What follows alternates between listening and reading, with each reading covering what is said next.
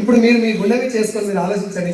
మీకే డౌట్లు ఉన్నాయి, మీకే చాలా డౌట్లు ఉన్నాయి. ఇంకా మీరు ఏదో నడిపిస్తున్నట్లే వీళ్ళు అందరూ అయినా నాకేం కాదని పోతురు గుంపులు, కానీ నీ మనసు ఒప్పుకోలేదు. నవ్వుతున్నారు చాలా మంది. అవును సార్ నాకు కూడా పడేది ఏమనంటే మా అప్లై ఎప్పుడు నెగిటివ్ అంటాడు. అది నేను చెప్తలేదు, కానీ నాకు డౌట్ ఉన్నాయా లేవా? అడుగున అనుమానం వస్తూనే ఉంటుంది. వచ్చిన అనుమానాన్ని పటాపంచలు చేస్తే అడుగు చాలా బలంగా పడుతుంది. So direct selling is a simple concept. నేను మళ్ళీ చెప్తున్నా, చదువుకున్న వాళ్ళు ఎవరైనా ఉంటే, కొంచెం లోకజ్ఞానం బాగా తెలిసిన ఉంటే రిటర్న్ క్వశ్చన్ అడుగుతారు. వాళ్ళు అడగడం సహజం. మనం సమాధానం చెప్పకపోతే మన ఇండస్ట్రీ గురించి మనకు తెలియనట్టు, అవునా? సో డైరెక్ట్ సెల్లింగ్ అనే ఇండస్ట్రీ పేరు, వెస్టీజ్ అనే మన కంపెనీ పేరు. డైరెక్ట్ సెల్లింగ్ ఇండస్ట్రీ మొదలైంది 1920 అమెరికాలోని కాలిఫోర్నియా సిటీలో ఇండస్ట్రీ స్టార్ట్ అయింది. మన ఇండియాకి వచ్చింది 1996లో, రైట్? 1996లో ఇండస్ట్రీ వచ్చినప్పుడు, సార్ నాకు మీ ఊరు గురించి తెలియదు, నేను మీ ఊరు కొత్త, ఎవరైనా సారైనా మేడం అయినా మీ ఊరు కొత్త, మీరు ఏం చెప్తే గదే నిజమైతే లేదు. నేను మీ ఊరికి వచ్చాను సార్, మీ ఊరు గురించి నాకు ఏం తెలియదు, మీరు ఏం చెప్పినా గదే నిజమైతే లేదా? నేను అదే అనుకుంటా, మా ఊళ్ళో జొన్నలు ఎక్కువ ఉంటాయి, మా ఊళ్ళో మిర్చి ఎక్కువ ఉంటుంది, అది అబద్ధమైన పర్లే, కానీ నాకు తెలియదు కాబట్టి నువ్వు చెప్పింది నమ్ముతా ప్రస్తుతానికి. డైరెక్ట్ సెల్లింగ్ కూడా సేమ్ ఏం జరిగిందంటే 1996లో ఇండియాకి వచ్చినప్పుడు ఈ బిజినెస్ మీద కానీ దీంట్లో ఉన్నటువంటి ఇన్కమ్ మీద కానీ ఎవరికి అవగాహన లేదు. అక్కడి నుంచి వచ్చిన పాశ్చాత్య దేశాల నుంచి వచ్చినటువంటి బిజినెస్ కాబట్టి ఇండియాలో ఎట్లా పరిచయం చేశారంటే, ఇలాంటి ఒక పెద్ద హాల్లో మీటింగ్ పెట్టి, సార్ నేను మొన్నదాకా బర్రెలు కాసుకునేది, ఇప్పుడు ఈ బిజినెస్లో జాయిన్ అయ్యి ₹1,00,000 సంపాదిస్తున్నా. నేను మొన్నదాకా హౌస్ వైఫ్ను, ఇప్పుడు నేను 2,00,000 తీసుకుంటున్నా. నేను మొన్నదాకా కార్పెంటర్ వర్క్ చేసేది, ఇప్పుడు 50,000 తీసుకున్నా. ఇట్లా టెస్టిమోనీలు చెప్పి వీళ్ళందరికీ వచ్చిందంటే నీకు కూడా వస్తుందా రాదా అని అడిగితే కట్టం వచ్చేస్తాను, ఎందుకు రాదని నరాలు నింపుకొని కడుతున్నాను. ఎట్లా పైసలు వస్తాయి అని అడగటం జనాల నుంచి రాలేదు, వాళ్ళు కూడా చెప్పలేదు. దానివల్ల 5% మంచి జరిగితే 95% డైరెక్ట్ సెల్లింగ్ పేరు చెప్పుకొని ఫ్రాడే జరిగింది. అది నేనే ఈ స్టేజ్ మీద ఉండి ఇదే డ్రెస్ కోడ్ వేసుకొని ఒప్పుకుంటున్నా. నేను డైరెక్ట్ సెల్లింగ్ పేరు చెప్పుకొని మంచి కంటే చెడే ఎక్కువ జరిగింది. ఇది నువ్వు నేను ఒప్పుకొని తీరాల్సిన విషయం. అక్కడి నుంచి 2013 దాకా ఈ ఫ్రాడ్ కంపెనీస్ ఎక్కువ రావడం వల్ల డైరెక్ట్ సెల్లింగ్ మీద గవర్నమెంట్ కూడా ఫోకస్ చేసి, అసలు డైరెక్ట్ సెల్లింగ్ ఒరిజినల్ కాన్సెప్ట్ ఏంటి, ఎందుకు జనాలు దీన్ని చూసి భయపడుతున్నారు, ఎందుకు దీంట్లో మోసాలు ఎక్కువ జరుగుతున్నాయి, ప్రపంచవ్యాప్తంగా రియల్గా డైరెక్ట్ సెల్లింగ్ ఇట్నే ఉందా, డైరెక్ట్ సెల్లింగ్ అంటే మోసం చేసేదేనా అని ఒకసారి రీసెర్చ్ చేసిన తర్వాత 10-15 దేశాలు, రామ్ విలాస్ పాస్వాన్ పేరునరా, central government consumer effects minister ఆయన ఆధ్వర్యంలో ఈ ఇండస్ట్రీని కొంచెం రీసెర్చ్ చేసి అసలు ఒరిజినల్ డైరెక్ట్ సెల్లింగ్ ఇలా ఉంటుందని తెలిసిన తర్వాత ముందు జనాలు మోసపోకుండా ఆపాలి, అవునా? మీకు చిన్న విషయం చెప్తాను. ఒక వ్యక్తి కాలుకు దెబ్బ తాగి ముసబెట్టి రేపటి నుంచి నువ్వు మటన్ చొవ్వదావు, మంచి ఆహారం తిను అని ముందు అది చెప్తారా, కట్టు కడతారా? ముందు కారిపోయే రక్తాన్ని ఆపాలి, తర్వాత ఏమేమి తినాలో తర్వాత చెప్పాలి. ఏసార్నో ఇక్కడ కూడా డైరెక్ట్ సెల్లింగ్ లో చైన్ సిస్టమ్ ద్వారా, మనీ సర్క్యులేషన్ ద్వారా, పిరమిడ్ స్కీమ్ల ద్వారా, పాంజీ స్కీమ్ల ద్వారా జనాలు మోసపోకుండా ముందు ఆపాలని చెప్పి 2013లోనే ఈ స్కీమ్లన్నింటినీ బ్యాన్ చేసింది గవర్నమెంట్ ఆఫ్ ఇండియా.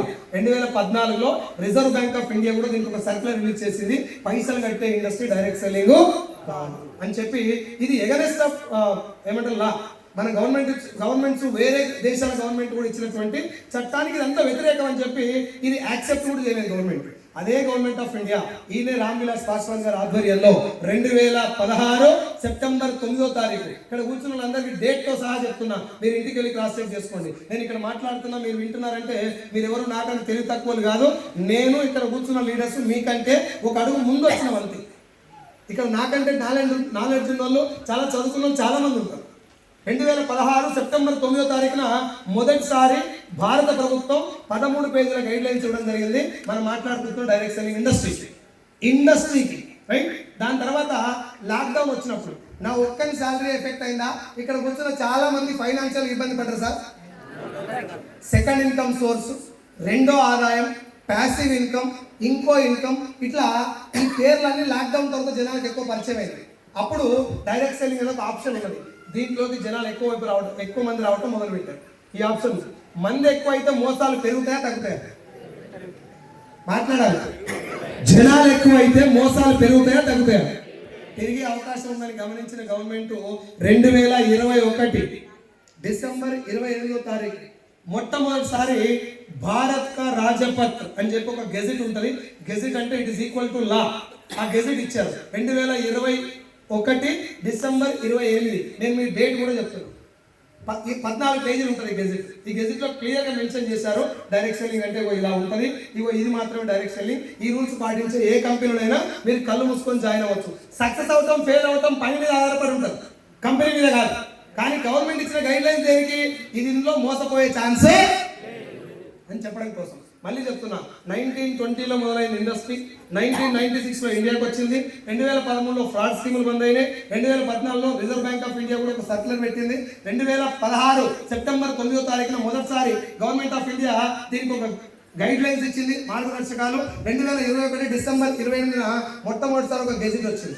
ఆ గెజిట్ లో కూడా ఒక చిన్న లైన్ జనాలకు మిస్కమ్యూనికేట్ అయ్యే అవకాశం ఉందని చెప్పి 2023 జూన్ 21న మొదటిసారి దీన్ని మళ్ళీ రివైజ్ చేశారు. రెండోసారి రివైజ్ చేసి మళ్ళీ గెజిట్ ఇచ్చారు.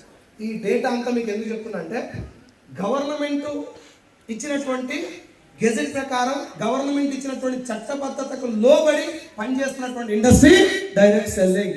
ఇది సాటుకు సందర్భంలో చేసే బిజినెస్ కాదు. ఇది తెలవాలనే మీ గవర్నమెంట్ ఇచ్చినటువంటి డేట్లు కూడా చెప్తాను, రైట్? అయితే నాకు పాయింట్ చెప్పండి, రియల్ ఎస్టేట్ మంచిదా చెడ్డదా? మీరు అందరూ మాట్లాడితే సౌండ్ గిట్నే ఉంటుందా? మీరు ఆగురువా ఉరుకులాడతారు. మీరు మనం ఉరుకులాడితే ఏమొస్తుంది? వాళ్ళ కదా ఉరుకులాడాల్సింది. మనం ఉరుకులాడే ఇలా కూర్చుంటుంది.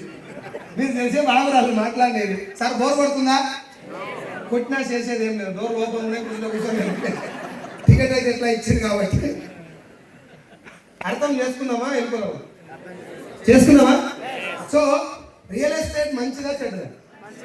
చెడు ఉందా లేదా? అలా మోసాలు ఉన్నాయా లేవా? ఇన్సూరెన్స్ మంచిదా చెడ్డదా? మోసాలు ఉన్నాయా లేవా? హోటల్ బిజినెస్ మంచిదా చెడ్డదా? కుక్కలతో బిర్యానీ పెట్టినట్టు ఉందా లేదా? బియ్యం బిజినెస్ మంచిదా చెడ్డదా? ప్లాస్టిక్ బియ్యం ఉన్నాయా లేవా? నువ్వు భూమి మీద ఏ బిజినెస్ అన్నా తీసుకో, మంచి ఒకటే ఉందా, దాంట్లో చెడు కూడా ఉందా? గట్టిగా చెప్పాలి, గట్టిగా. ఇక్కడే ఇంకో పాయింట్ కూడా చెప్పండి. ఏ బిజినెస్ అయినా చెడు కోసం మొదలైందా? గట్టిగా చెప్పాలి. నోటు ముందొస్తే దొంగ నోటు తర్వాత గుద్దినాం మనం కళాకారులు. ఓటు ముందొస్తే దొంగ ఓటు తర్వాత గుద్దుకున్నాం మనమే. ముందు ఓట్లు ఎట్లుండే? ఇప్పుడు మన హాల్లో మాట్లాడుకున్నది ఎవరు రాలేదు? అంబేద్కర్ భవన్. ఆయన రాసింది ఏంటి? ఓట్లు ఎట్లుండాలో రాజ్యాంగం రాసింది కదా. పోయమ్మా, మీ ఊర్లో 5 ఓట్లు ఉన్నాయి, మీ ఇంట్లో 5 ఓట్లు ఉన్నాయి కదా, మీ ఇంటి పక్కన సీసీ రోడ్డు బాగలేదు కదా, అక్కడ లైట్ బాగలేదు కదా, ఇక్కడ మోరి ఖరాబ్ అయింది కదా,